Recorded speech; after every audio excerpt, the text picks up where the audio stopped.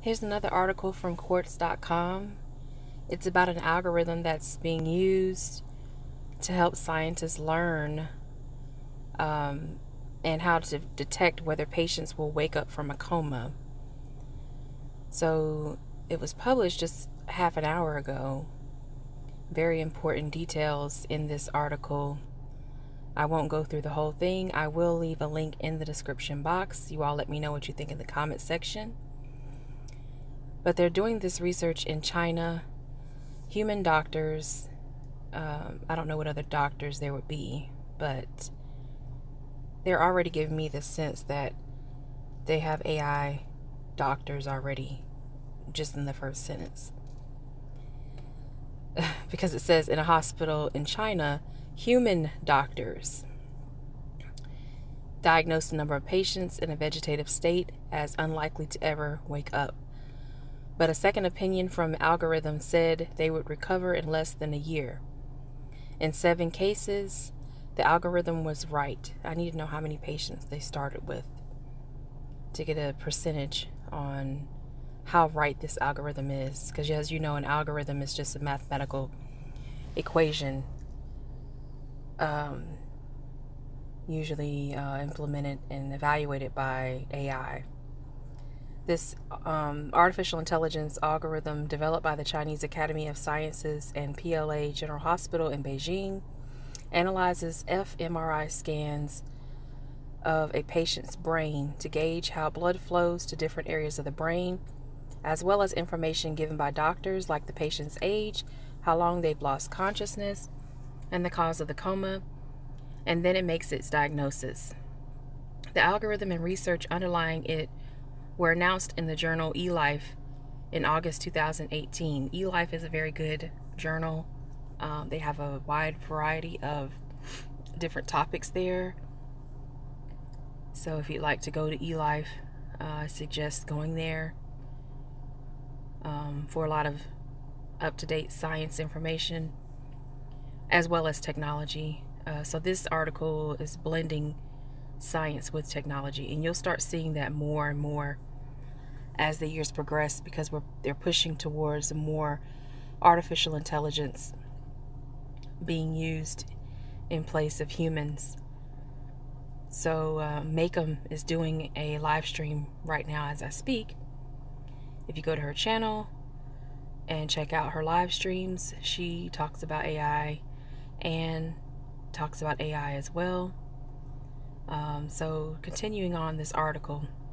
Earlier this month, the researchers from the 2 Beijing-based organizations told the South China Morning Post that the algorithm has now been used to evaluate more than 300 people and has in many ways proven its value as an additional tool for making hard medical decisions. When the patients' families were told the algorithm scoring, the patient's doctor said not to base their entire decision to continue life support on the algorithm's assessment. That's because the algorithm isn't right every time. For example, a 36-year-old man who was scored to not recover by both doctor and algorithm ended up making a full recovery within a year. Plus, the algorithm can only predict what's happening inside the patient's brain, meaning it couldn't account outside factors like, say, a disease caught from another patient in the hospital. A disease caught from another patient in the hospital can include an infection.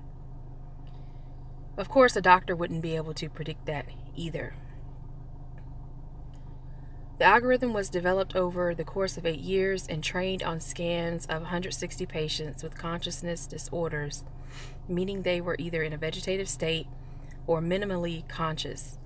While this data set is small compared to the hundreds of thousands of images typically used to train other image-based AI algorithms, the researchers claim the system is 88% accurate at predicting whether a patient would recover within a year.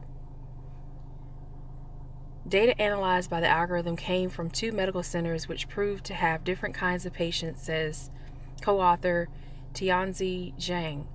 For instance, in one medical center there were more stroke patients while the other had more patients in a coma from lack of oxygen. In addition, differences in the kind of scanner used and imaging protocols created variations in the 2 sets of data. Despite those disparities, the algorithm was able to achieve 88% accuracy in predicting when tested on both data sets. The researchers aren't sharing results on how accurate the algorithm has been in the real world, but are now working to collect more data, Zhang says. Or Zhang, I'm not sure how to pronounce that. I apologize for the mispronunciation. So, yeah, it seems to be potentially helpful. I'm not too sure right now how I feel about it. Being able to predict whether this person can wake up from a coma, and you're using AI predominantly to do that prediction, there could be issues that arise from this, including a patient that is younger versus a patient that's older, because when you're younger, a young baby, for instance, or a young child, you have to do these MRI scans more than once to get a understanding of what's going on, and to allow the AI to differentiate between changes in brain activity. That poses a issue with young children because they're being exposed to radiation.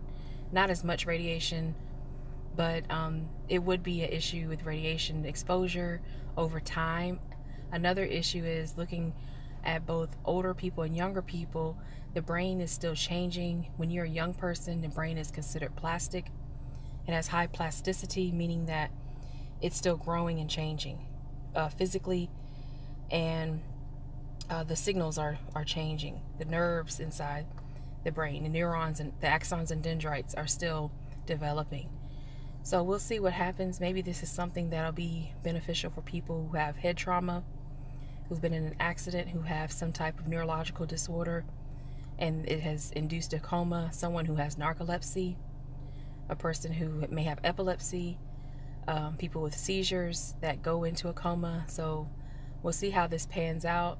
I hope that they don't completely rely on AI, because this is coming out of China and they're relying on AI for a lot of different applications. If you saw one of Anne's videos, she had a video of a nurse. They have a robot nurse. I believe it's either in China or Japan, but one of the Asian countries, where they are using robotic android nurses to facilitate intake of patients in the hospital, especially in the emergency room or waiting room.